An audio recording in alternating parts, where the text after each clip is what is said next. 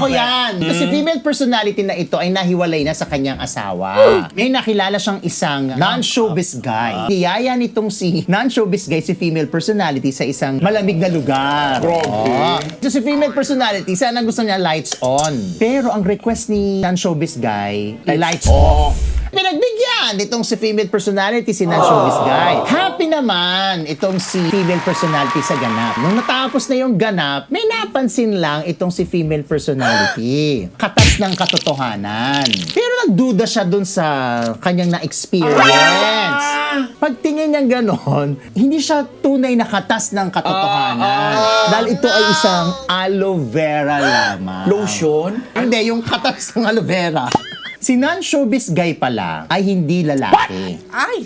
Trans man. Pero ang kinilame niya, Min talaga. mentol.